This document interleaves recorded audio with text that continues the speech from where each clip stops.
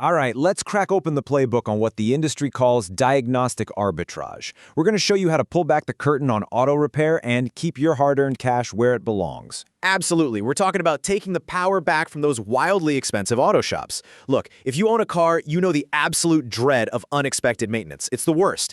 Today, we're bridging that massive gap between what professional shops charge for basic fixes and the dirt cheap cost of just doing it yourself. So grab your notebooks because we are diving right in. Okay, picture this. You're cruising down the highway, minding your own business, and suddenly you hear it. That rough, sluggish chug-chug-chug coming from your engine. And then, there it is. The dreaded check engine light flickers on. Your stomach completely drops. The very first thing you think is my car about to break down? And honestly, how much is a garage going to charge me for this? Am I literally going broke today? We've all felt that exact panic. But here's the secret. What if that dashboard light isn't a death sentence for your wallet?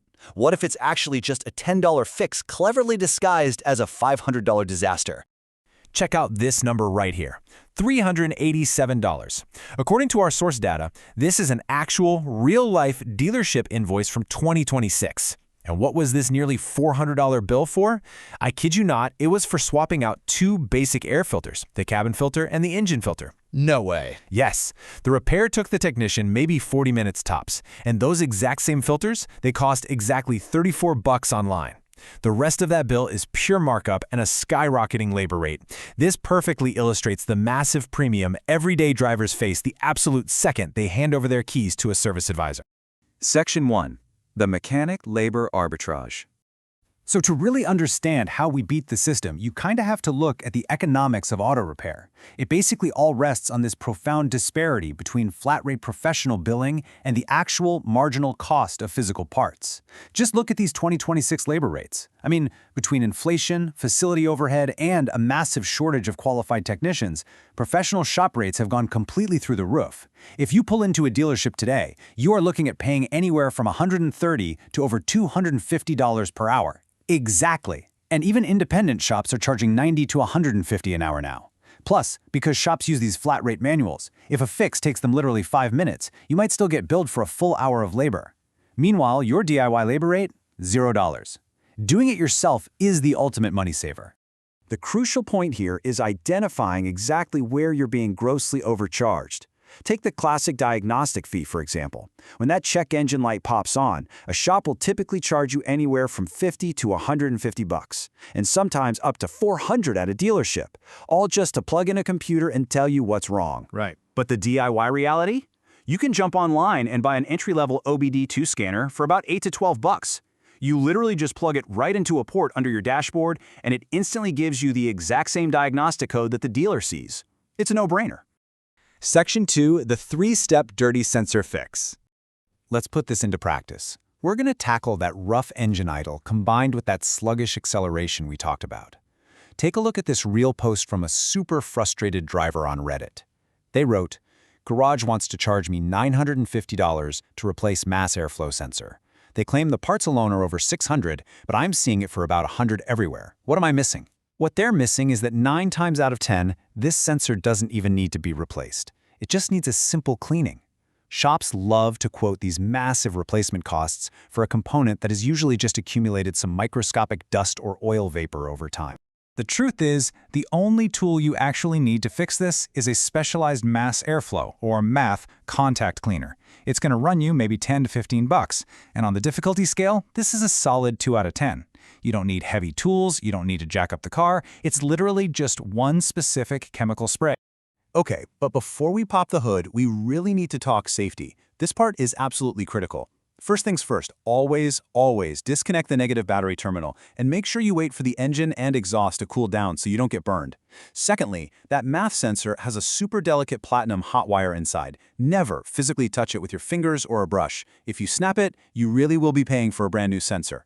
And lastly, never use standard brake or carb cleaner. Those aggressive chemicals will literally melt the sensitive plastics and ruin the platinum plating. You have to use dedicated MAF cleaner only.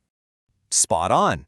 So here is our incredibly simple, step-by-step action plan to cure that sluggish acceleration, which is often linked to a P0101 diagnostic code, by the way. Step 1. Grab a screwdriver, loosen the clamp, and remove the air intake hose to expose the sensor. Step 2, spray the sensor's exposed wire elements with about 12 to 15 quick bursts of your MAF cleaner. Let it air dry, it'll dry almost instantly. Step 3, just reinstall the hose, tighten down the clamp, and reconnect your battery. That's it.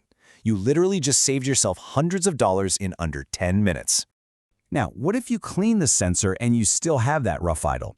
Well, it might be caused by sticky carbon buildup inside the engine's air control door. But don't worry, we have another alternative fix for you. All you need is throttle body solvent and a microfiber cloth. Again, we're talking just $10 to $15 here. And difficulty? About a 3 out of 10. So the throttle body basically regulates the air going into your engine. When it gets all gunked up with carbon, it starves the engine of air, and your car shakes when you're stopped at a red light. To fix it, you just disconnect the air intake boot. Then spray your solvent directly onto the microfiber cloth. Actually scratch that. Make sure you never flood the board directly with the spray. Only put it on the cloth, and gently wipe away the black carbon around that metal butterfly plate until it's nice and shiny. Finally, reassemble it. Now, because more air can properly flow now, you might need to let your car idle for a few minutes so the computer can relearn the new clean airflow. Hold on. A professional shop charges between $120 and $250 for this exact 20-minute wipe down? That is completely insane. Section 3, quick fixes for windows and rattles. All right, let's step away from the engine bay for a minute because cars find plenty of other fun ways to annoy us. Check out this massive win from the r/frugal community. A user had a van window break and it just slid all the way down into the door. The garage quoted them $360 for a new window regulator. The driver basically said, no way, went online, ordered a $50 regulator and a simple star bit set, watched a quick tutorial video, and had it completely fixed in 2 hours. They saved $310 just by popping off a plastic door panel and turning a few screws. How about this one? You're driving along and you suddenly hear this horrific, metallic clank-clank rattle coming from under the car. It sounds like your exhaust is literally falling off, right? A shop will gladly charge you $100 just to put the car on a lift and assess it. But a lot of the time, it's just a loose heat shield vibrating against the exhaust pipe. The ultimate fix? A basic stainless steel hose clamp. The cost is maybe $2 to $5. Difficulty? 1 out of 10. You just wrap it around the loose shield and tighten it down. Boom, rattle completely silenced. Section 4. The hard limits. What not to DIY. Okay, as enthusiastic as we are about saving you money, we have to ground this in reality for a second. There is a very critical, uncrossable line between saving a few bucks and creating a lethal safety hazard. Knowing what not to touch is honestly just as important as knowing what you can. Absolutely. Let's run through these hazard zones rapidly. Do not attempt these without professional training. First, timing belt or chain replacements. One tiny alignment mistake here and you completely destroy your entire engine. Second, suspension springs. These things are under extreme, lethal tension. Seriously, leave them alone. Third, internal transmission work. It's just too complex without a specialized shop and tools. Fourth, airbag-related dashboard removal. Never, ever mess with the explosives packed inside your steering wheel. And fifth, AC system refrigerant handling. This requires certified equipment, and it's actually illegal to vent that gas into the atmosphere. Leave all of these to the pros, for sure. Section 5, the final engine test. All right, moment of truth. We've done the 10 minutes of labor. We spend our $10 on the contact spray. Let's see if our diagnostic arbitrage actually paid off. Imagine sliding into the driver's seat. You turn the key in the ignition. The engine roars to life. Wow, that violent, shaky idle from earlier? It's completely gone. The RPM needle is sitting perfectly still. You check your cheap OBD2 scanner, clear the old codes out, and look back at the dash. The check engine light is off, and more importantly, it stays off. The car's breathing easily again, and your wallet is completely intact. Now, before we wrap up, here's my ultimate master mechanic's secret for you. While an $8 scanner will get you the basic code, consider investing in a slightly better, maybe $60 OBD2 scanner today. Keep it right there in your glove box. Having that knowledge at your fingertips is your absolute best defense against predatory diagnostic fees. The very first time a dashboard light flickers on, you can pull over, plug it in, and know instantly if it's just a loose gas cap or something that actually requires calling a tow truck. Exactly. So now that you know the true cost of these parts, and now that you've seen the massive markup in professional shop labor, and honestly, now that you know how incredibly simple it is to wipe down a sensor or swap an air filter yourself, the real question is, will you ever overpay for a 10-minute car job again? Get out there, pop the hood, grab some basic tools, and keep that hard-earned cash exactly where it belongs. Thanks for learning with us today.